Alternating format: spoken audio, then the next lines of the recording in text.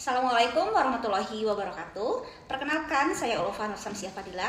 Saya merupakan salah satu staf dari Sekolah Tinggi Kesehatan Indonesia Wirautama, atau mungkin teman-teman lebih familiar dengan Estekindo Wirautama.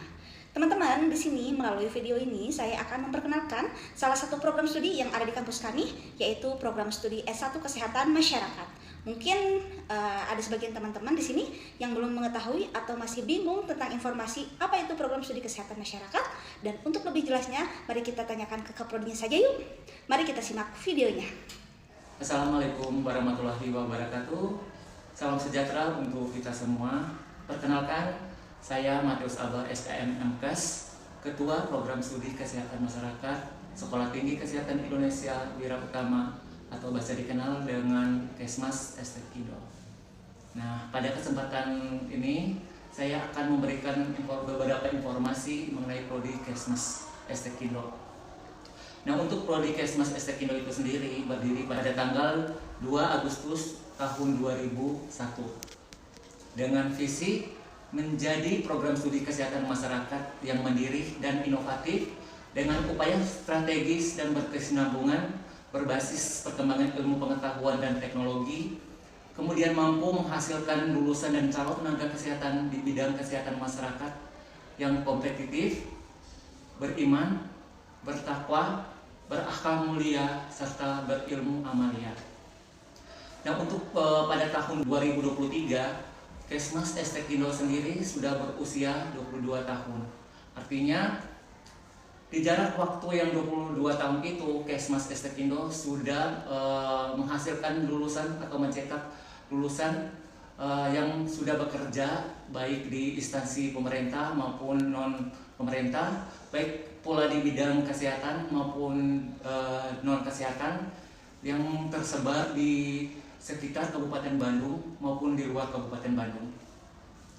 Nah, untuk prodi Kesmas sendiri pada tahun Januari 2023 sudah terakreditasi dengan nilai sangat baik, yaitu B. Mungkin itu saja yang dapat saya sampaikan. Terima kasih. Assalamualaikum warahmatullahi wabarakatuh. Oke teman-teman, bagaimana informasinya? Menarik bukan? Setelah kita mendapatkan informasi dari Pak Kaprodi, kita dapatkan informasi juga dari dosen kesehatan masyarakat. Yuk, kita temui saja Pak Ahmad Jailani. Kita simak informasinya. Assalamualaikum warahmatullahi wabarakatuh. Saya Ahmad Jailani, yaitu dari Sekret Prodi Kesehatan Masyarakat. Mau menjelaskan tentang Prodi Kesehatan Masyarakat itu apa sih? Ya. Biasanya masyarakat itu belum banyak yang tahu kesehatan masyarakat itu apa aja yang dipelajari, gitu ya. Terus kerjanya juga di mana, gitu kan. Berbeda dengan perawat, bidan, dokter, itu kerjanya sudah jelas. Nah, di sini itu program studi kesehatan masyarakat itu adalah sebuah ilmu dan seni, ya. Yaitu untuk apa? Untuk mencegah, salah satunya mencegah terjadinya penyakit. Itu yang pertama. Yang kedua yaitu untuk memperpanjang kesehatan fisik, memperpanjang umur, memperpanjang kesehatan mental dan lain-lain. Terus yang ketiga yaitu memperpanjang usia kehidupan. Itu adalah dari segi ilmu kesehatan masyarakat. Yang di dalamnya terdapat yaitu ada perbaikan sanitasi lingkungan, pemberantasan penyakit menular dan tidak menular, pendidikan kebersihan tiap individu, mencegah terjadinya kecelakaan kerja, gitu ya, dan lain-lain. Itu adalah ilmu kesehatan masyarakat. Kenapa sih harus milih program studi kesehatan masyarakat? Yang pertama, karena seorang sarjana kesehatan masyarakat akan selalu berada di garda paling depan untuk mencegah suatu terjadinya penyakit, mencegah terjadinya kecelakaan kerja, yaitu menangani kesehatan lingkungan yang begitu kompleks, ya, di wilayah masyarakat itu, ya. Terjadi munculnya seperti bencana, beberapa penyakit, ya. Terus yang ketiga yaitu dibutuhkan di semua sektor-sektor industri, sektor-sektor kesehatan, bahkan di sektor yang lain-lain seperti misalkan gizi, terus juga ada kesehatan lingkungan, ada promosi kesehatan, gitu ya.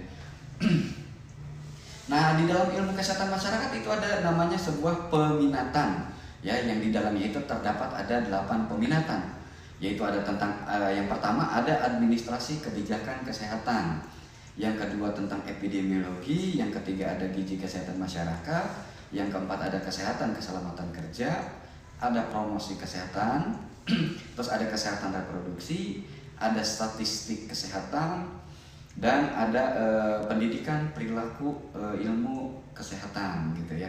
Dan akan dijelaskan satu-satu nih. Dari administrasi kebijakan kesehatan itu domainnya yaitu seperti di puskesmas, menjadi kepala puskesmas kalau untuk lapangan pekerjaannya, terus juga bisa kerja di menjadi anggota DPR atau yang disebut dengan anggota dewan. Terus juga ada epidemiologi, itu lebih berhubungan dengan ilmu-ilmu yang berhubungan dengan penyakit yang ada di masyarakat. Terus yang ketiga ada gizi kesehatan masyarakat, yaitu menangani gizi-gizi buruk seperti stunting yang ada di masyarakat. Terus ada keselamatan kesehatan kerja. Nah itu biasanya terpakai di perusahaan.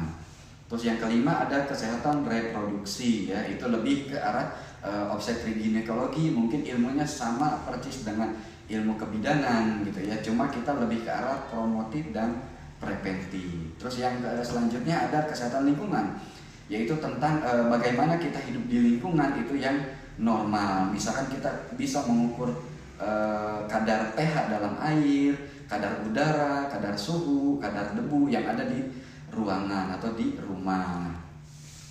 Terus yang ketujuh ada statistik informatika kesehatan, yaitu bisa bekerja di Badan Pusat Statistik Nasional. Contohnya seperti adanya Pilpres, adanya Pilgub atau Pilbub gitu ya. Itu akan ketahuan hasilnya sebelum KPU mengetuk palu gitu untuk hasilnya, dan kita sudah tahu siapa yang akan menang. Kurang lebih berbicara tentang angka dan presentasi gitu ya. Terus yang terakhir ada promosi kesehatan atau pendidikan kesehatan dan ilmu perilaku. Itu bagaimana kita mempromosikan kesehatan kepada setiap masyarakat, kepada setiap individu atau keluarga. Nah, di sini ada ranah tugas pokok kesehatan masyarakat, yaitu tentang promotif dan preventif saja, yaitu untuk meningkatkan derajat kesehatan masyarakat dan mencegah terjadinya sesuatu yang tidak diinginkan. Contohnya seperti penyakit menular atau tidak menular, mencegah terjadinya kecelakaan kerja dan lain-lain. Nah, terus di sini ada peluang kerja ya. Peluang kerja kesehatan masyarakat itu sangat luas, tidak hanya di rumah sakit atau di puskesmas saja gitu ya. Dan bahkan bisa menjadi ASN. Kalau misalkan di ASN itu bisa menjadi dosen, bisa menjadi tenaga kesehatan masyarakat sesuai dengan tupoksinya. Misalkan menjadi promosi kesehatan, misalkan seperti kesehatan lingkungan, atau bisa menjadi kepala puskesmas gitu ya. Kalau di PNS, kalau di swasta gimana? Kalau di swasta juga sama gitu. Kita bisa menjadi dosen, kita bisa kerja di rumah sakit swasta, kita bisa kerja di perusahaan swasta gitu ya. Kita bisa kerja di klinik, bahkan kita bisa bekerja di NGO, menjadi relawan-relawan kesehatan yang memang bekerja sama yang hobi gitu ya, yang hobi bisa ke luar negeri, bisa keliling Indonesia gitu ya. Itu dengan memasuki NGO. Terus juga ada membuka wirausaha seperti apa? Seperti bengkel statistik gitu ya. Itu menjadi konsultan statistik itu cukup usaha yang menggiurkan lah ya. Terus juga bisa bekerja di asuransi kesehatan, misalkan di BPJS, di asuransi swasta yang lain atau asuransi konvensional. Ya mungkin itu saja dari saya. Sekian. Mungkin untuk lebih jelasnya silahkan bisa datang ke kampus ya ST Kindo Wira Utama yang beralamat di Jalan Andir ya, yang berada tepatnya di belakang SMK Wirakarya 1 atau Wirakarya 2 gitu. Dan ini sedikit quotes dari saya sebagai tenaga kesehatan masyarakat ya. Jika Anda jatuh cinta pada dokter ya, maka Anda akan mendapatkan pemeriksaan setelah Anda merasakan sakit hati. Jika Anda jatuh cinta pada seorang perawat, maka Anda akan mendapatkan perawatan setelah Anda merasakan sakit hati. Jika Anda jatuh cinta kepada apoteker, maka Anda akan mendapatkan pengobatan setelah Anda sakit hati. Tetapi jika Anda jatuh cinta pada seorang kesehatan masyarakat, maka Anda akan mendapatkan pencegahan sebelum Anda merasakan sakit hati. Oke, sekian dari saya. Assalamualaikum warahmatullahi wabarakatuh.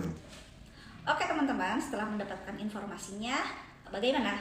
Sangat tertarik untuk memasuki program studi S1 Kesehatan Masyarakat? Semoga menambah pengetahuan dan memberikan manfaat untuk kita semua ya. Jangan lupa segera daftarkan diri kalian untuk menjadi salah satu mahasiswa kesehatan masyarakat di kampus kami. Terima kasih. Sampai ketemu di lain waktu ya. Sehat selalu dan salam sejahtera untuk kita semua. Wassalamualaikum warahmatullahi wabarakatuh.